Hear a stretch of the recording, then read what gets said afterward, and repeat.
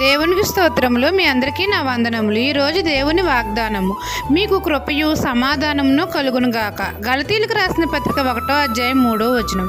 మహాపరిశుద్ధుడైన మన తండ్రి అయిన యెహోవా నుండి, మన ప్రభువైన యేసుక్రీస్తు నుండి మనకు కృపయు సమాధానమును కలుగుచున్నవి. తండ్రి చిత్తమును నెరవేర్చిన వాడు తన ప్రియకుమారుడు మన రక్షకుడైన యేసుక్రీస్తు. దేవుని చిత్తమును నెరవేర్చుటకు క్రీస్తు మనలను ప్రస్తుతపు దుష్టకాలంలో నుండి విమోచింపవలనని మన పాపముల నిమిత్తము శిలువమ్రానుపై తను తాను అప్పగించుకొనును.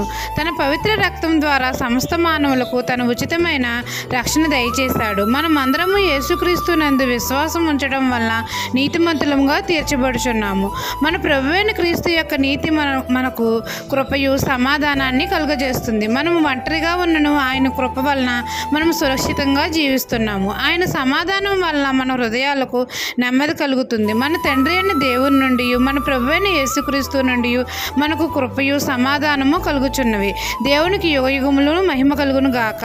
ఈ దిన వాగ్దానము మీ నా జీవితంలో నెరవేరాలని కోరుకుంటూ దేవుని సువార్త పరిచర్యలో మీ సహోదరి. ఆమెన్.